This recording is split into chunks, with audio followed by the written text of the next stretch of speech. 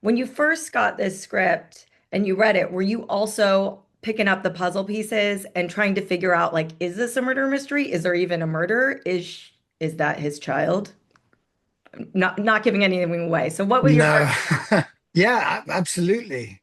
Yeah, I mean, I didn't know what, I had no idea what I was reading when I sat down to read it. I loved the character immediately. I thought he was fascinating. But then when this added aspect of it came in, I was gripped. I read it in one sitting, which is always a good sign, but then leads to the panic of someone else playing it because you're really then desperate to do it by the time I'd finished it. But yeah, I loved all those aspects about it. It was Hitchcockian or reminding me of Antonioni movies, being on an island and not really knowing what's going on. How did you approach stepping into the shoes of these characters? Sam, you were saying like you read it and then you wanted to play this role. So how did you approach it as Sam approaching the character? I mean, the biggest headache for me was the fact that I'd never really played tennis before, if I'm completely honest. All of this sort of the psychological chaos for him or drama, I felt I could have a good grip on. Um, and I think all of us arrived with the same feeling, the same curiosity or interest with each of our characters.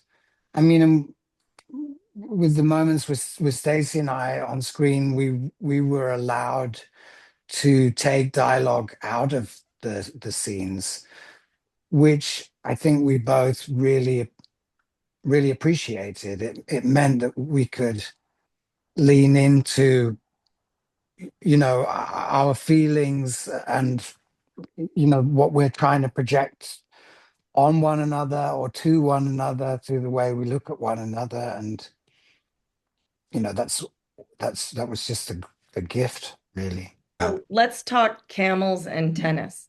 Sam, you said reading the script, your biggest concern was tennis. I have to play tennis. Yeah. So I was going to ask you, are you just a naturally really good tennis player? How did you train? And then we'll get to the Well, camels. yes. I mean, I always heard actors talking about that they had 3 months prep, and I always thought, on what budget are these guys working off? But I was lucky enough to have about that amount of time. I did it every morning that I could so that I would get it out. So I would just do it without having to think about it. And I really loved it. I mean, I never really shook off my anxiety, but I just worked as hard as I could to get that bit right. Did you watch specific tennis players? As I watched the coaches at the club, I stole the cap from one of them, the sort of stubble from another one, and I just the way they walk, how they talk to one another, and dress and sit and hang out. It's quite a thing. So do you think that you will continue playing tennis in life? I haven't played much since I did this summer for the first time. I needed 2 years to kind of get over it, and I'm almost there. My son plays though every week, today, in fact. So I Wow. took him to lessons with me to so I could watch how the coaches taught him, and then he's really good at it, much better than I am. Now you can kind of coach him a little bit. Yeah, I'm going to be his manager. So let's talk about the camels. What was the challenge and the positive moments of working with camels?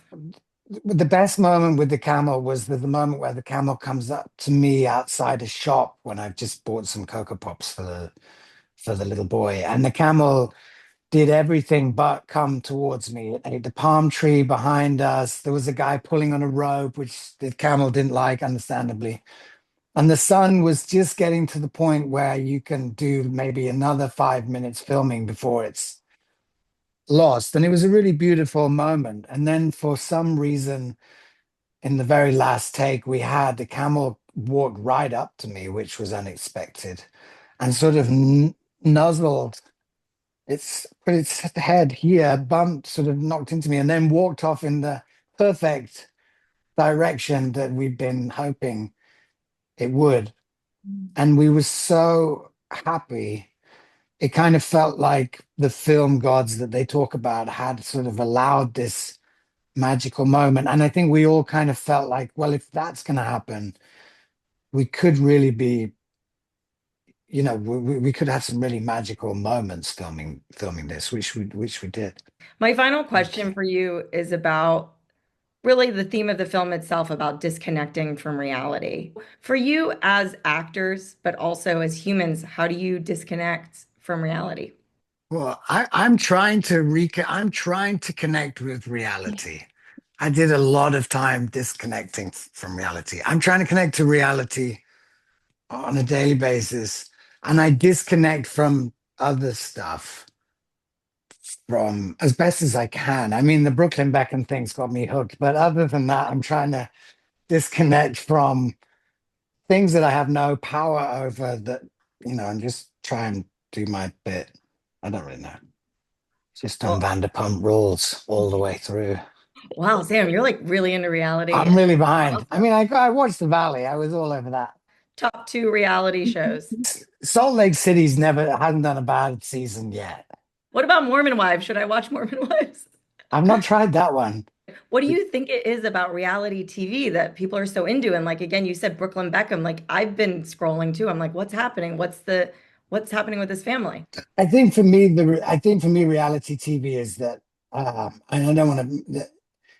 I sometimes struggle towards TV shows with acting in it. It's a bit like a busman's holiday for me sometimes, and I tend to resent the success of my colleagues.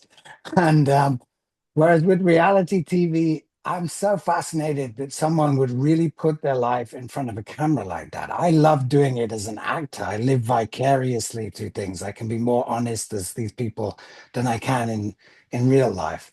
But I'm sort of just I'm fascinated that people would do that to themselves because like talking about improv. I once did an improv film. I had a panic attack just before going to do it because I felt like I just signed on for a reality TV show. I was going to have to mine myself in a way that I'd never had to do before. Any idea, anything I'd say would have to be me or my idea or whatever. And it was daunting.